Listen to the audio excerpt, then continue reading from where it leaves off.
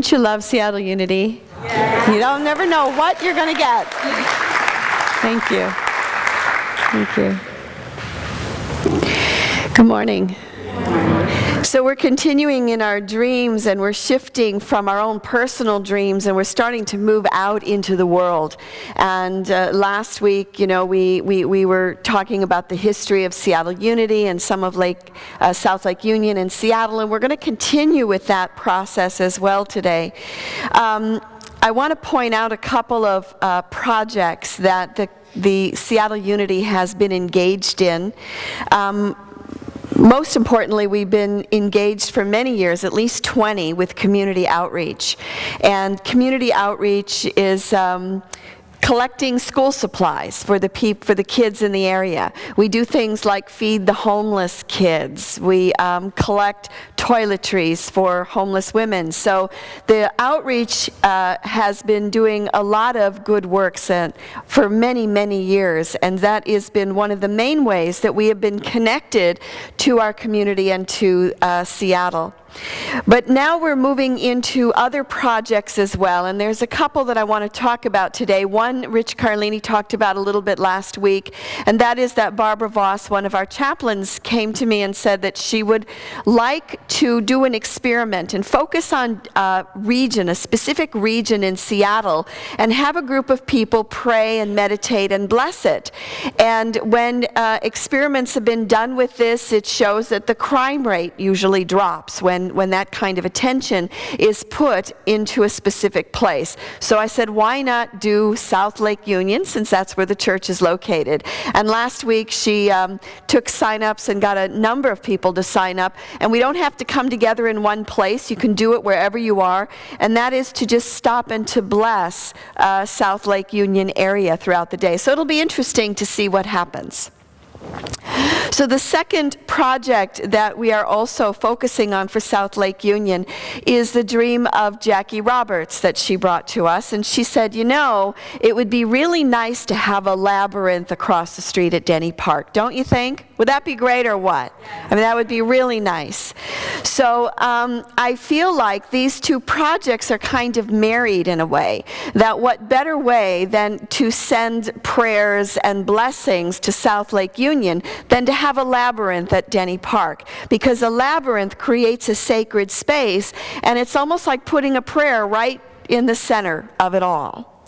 And today at the picnic, we're going to have a labyrinth set up where we're hoping that the completed labyrinth will be. So the picnic will give you an opportunity to walk a labyrinth. Okay, so how many have walked a labyrinth in your life?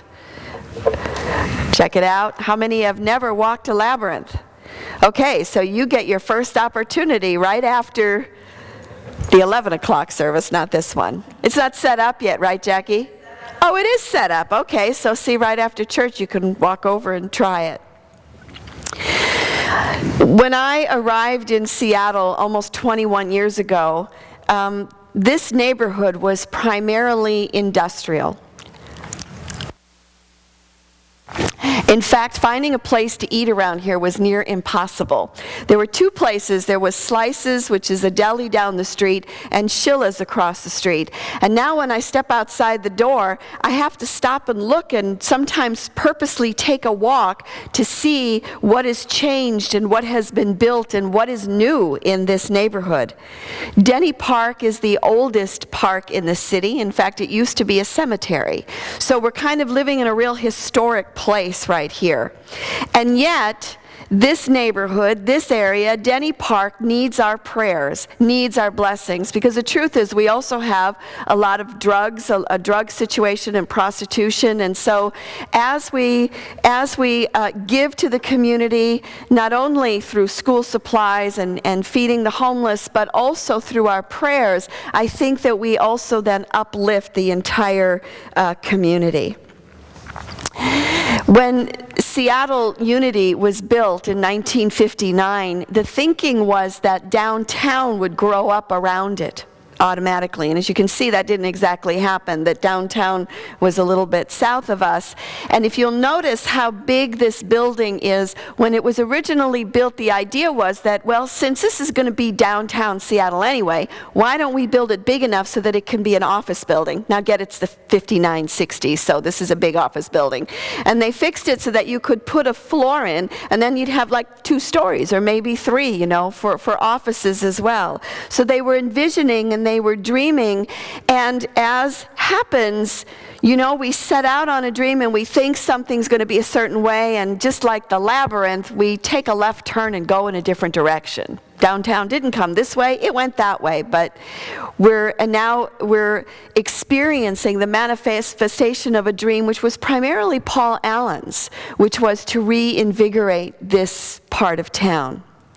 So I want to talk a little bit about labyrinths and how they fit into our lives.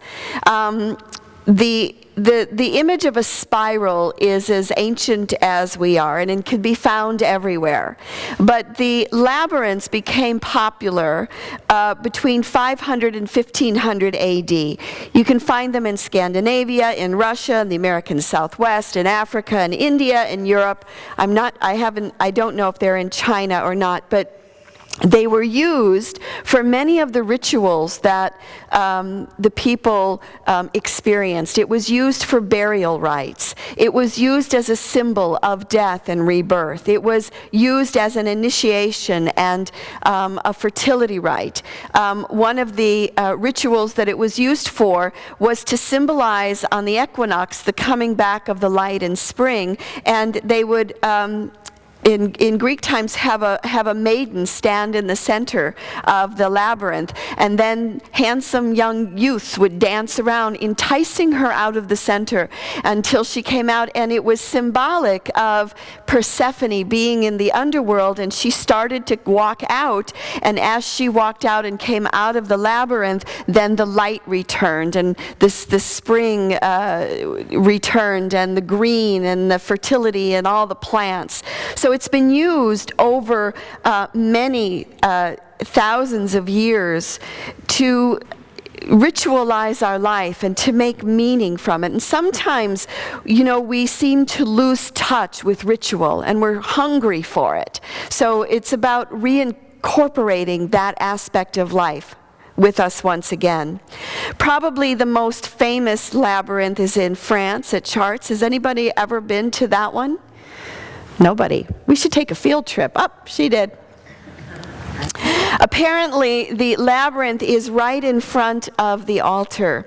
And Richard Rohr said that we cannot see the altar until we're willing to cope with the labyrinth. In other words, we're not able to see God, we're not able to see heaven unless we're first willing to engage in life.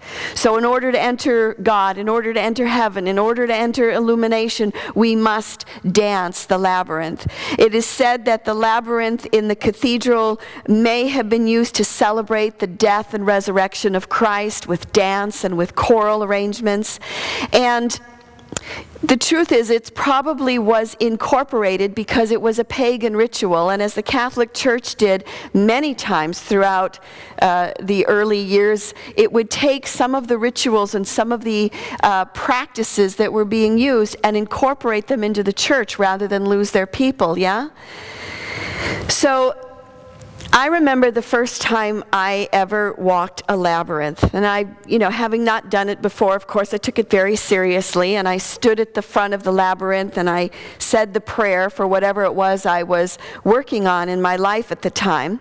And I took my first steps into the labyrinth, and I thought, and I could see the center right in front of me. And that little, the path kind of heads right toward the center, and I'm thinking, well, this is a piece of cake, I'm going to be at the center before I know it, really quick. And then all of a sudden, you take a left turn, and not only are you taking a left turn and the center's back there, but now you're way on the outside, walking all the way around in the opposite direction. Has that ever happened to you in life? Where you're heading someplace and you think, I could see it, it's right there, and then all of a sudden you're making a left turn, and not only that, but you're way far from where you thought you needed or wanted to be. And I remember thinking, hey, this is going to take a long time. I don't know if I actually want to do this, but I was committed, and then surrendered to it and said, fine, I'll just put one foot in front of the other, and I'll just stay with it because, you know, what else have I got to do at this moment anyway? But so in walking the labyrinth, what I noticed is that when I gave up, and when I just put one foot in front of the other and focused on the moment, before I knew it, I was at the center. And just as the center disappeared in the beginning, the center popped up and appeared almost felt like by accident, and it was like, oh, I'm here already. What an amazing thing. I'm already here. Now, the interesting thing about the labyrinth is you can always see the center, no matter where you are on it. And it's like life, yeah? We can always see the center, no matter where we are on the path. We can stop, we can meditate, we can pray, we can get quiet, we can be in the moment. So no matter what's happening in our lives, we can see the center. We can stop. And so then the labyrinth becomes a metaphor for our lives.